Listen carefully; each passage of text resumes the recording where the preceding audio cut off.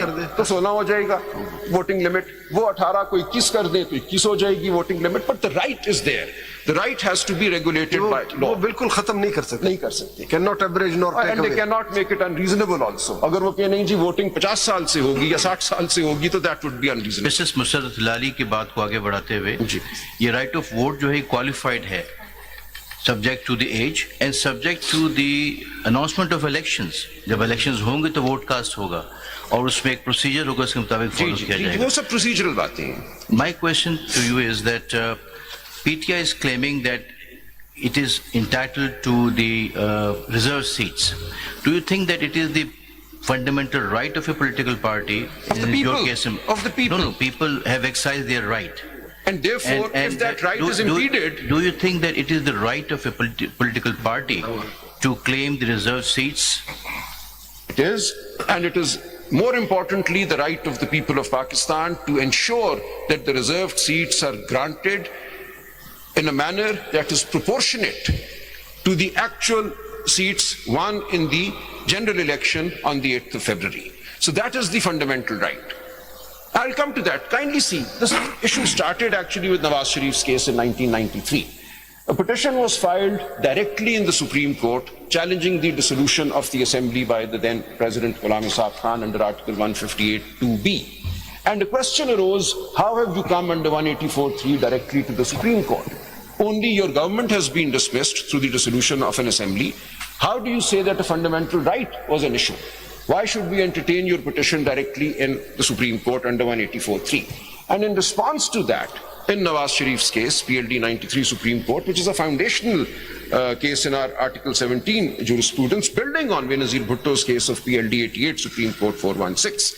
So these two judgments, the 88 Supreme Court 416 judgment and the 93 Supreme Court 473 judgment, have given meaning to Article 17 that at first the plain words of the article might not convey to us. They've said, look, what this is saying is, this is giving effect to the promise made in the Objectives Resolution and elsewhere that Pakistan will be a democracy, and this is a fundamental right. When you create a political party, you participate in elections, then it is the legitimate, not just expectancy, it is the absolute right of the people of Pakistan that the political parties that they have voted for should be represented in Parliament in accordance with the votes that they have been given.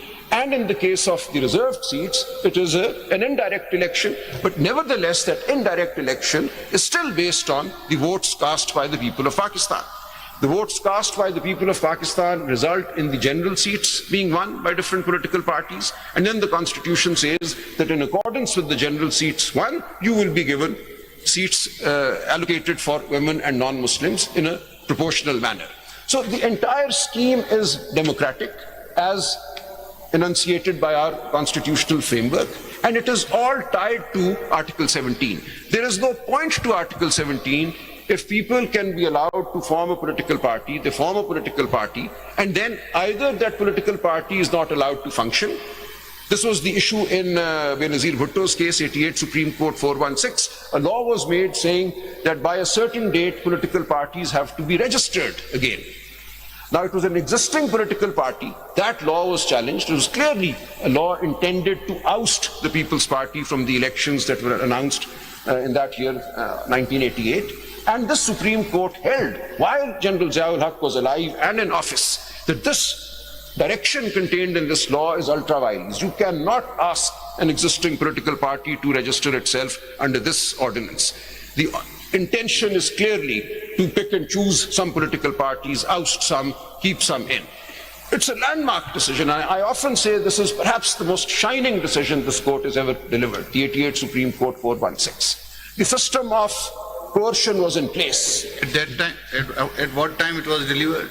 It was delivered in July of 1988. General Ziaul Haq dies in August of 1988. I was there again, sir. Kafi saal ho gayi hai. I was there. And I remember we danced for joy when this judgment came. After demise of General Ziaul? No, sir. During his, ये इसीलिए मैं इसको shining कहता हूँ. Asma Jilani's judgment comes after Yahya Khan had vacated the stage. This judgment came when the entire system of oppression, if I may call it, was very much in place. General Ziaul Haq was alive. His entire structure of control, command, coercion was in place.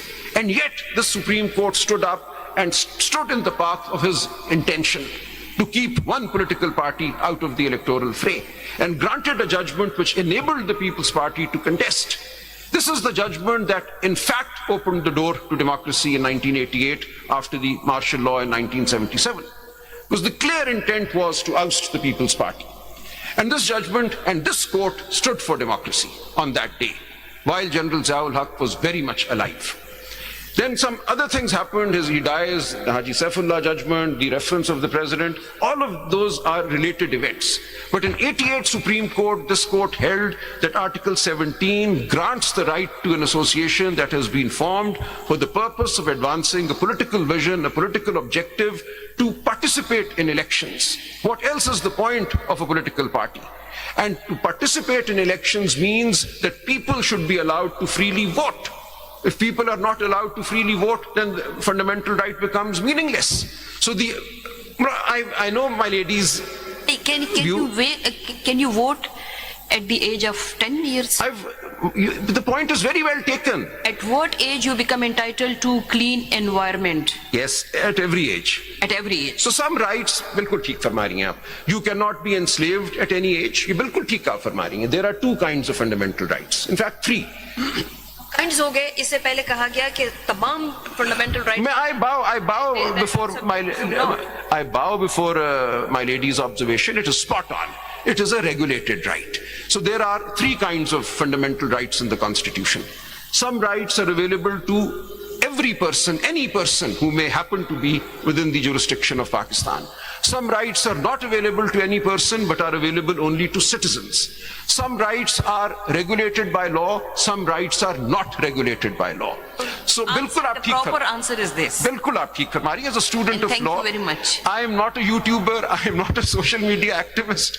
I have spent now over 35 years doing this. So my responses, I assure you, will always be technical and rooted in some provision of the law and some reading of the case law. So Get proper answer at this forum.